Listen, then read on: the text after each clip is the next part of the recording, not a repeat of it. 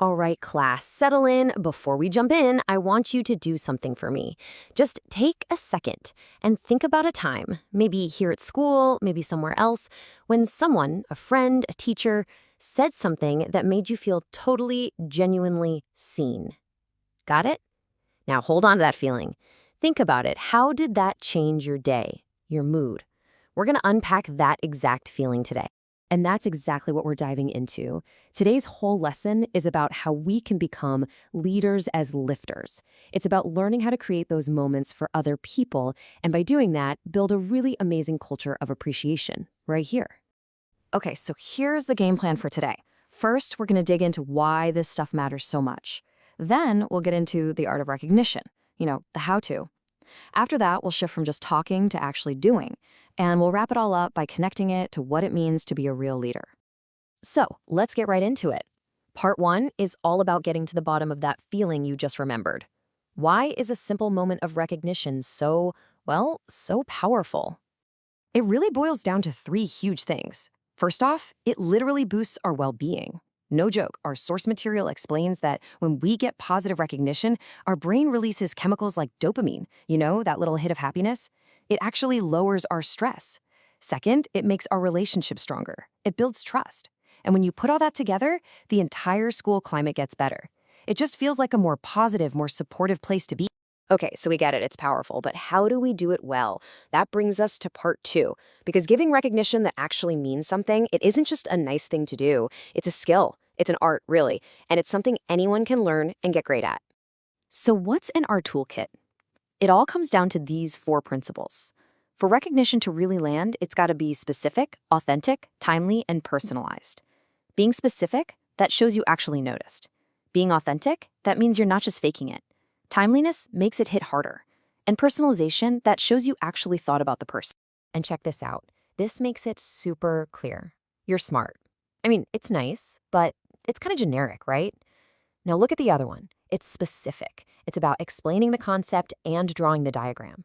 It feels totally authentic. And it's personal. It helped it click for me. See the difference? It turns a simple compliment into something way more powerful. All right, enough talk.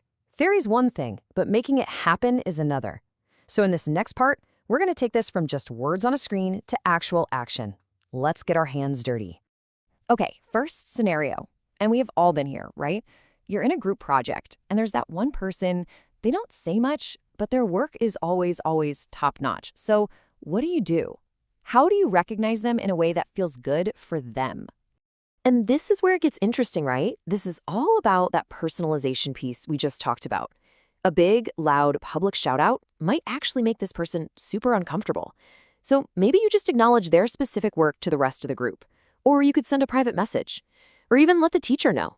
The key is to stop and think, what would they actually appreciate? All right, next scenario. And this one, wow, this one's a biggie.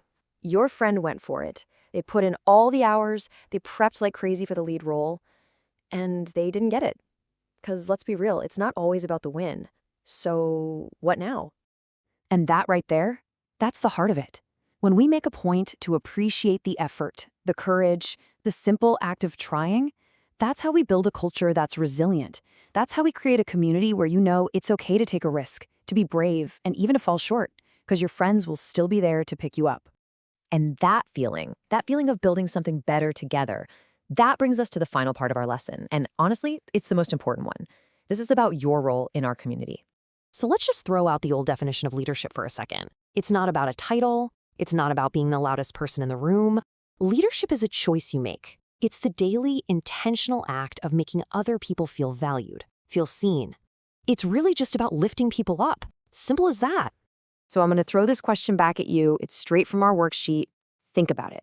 When you give that specific, authentic praise, when you notice the quiet person, when you celebrate the effort instead of just the victory, how is that an act of leadership? Because every single time you do it, you're laying another brick.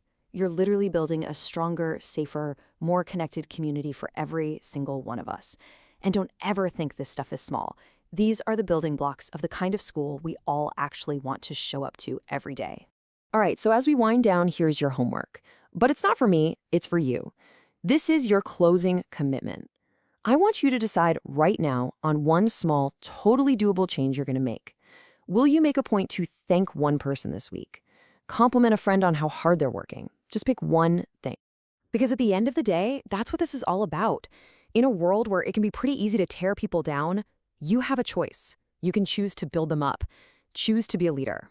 Be the one who lifts others. Class dismissed.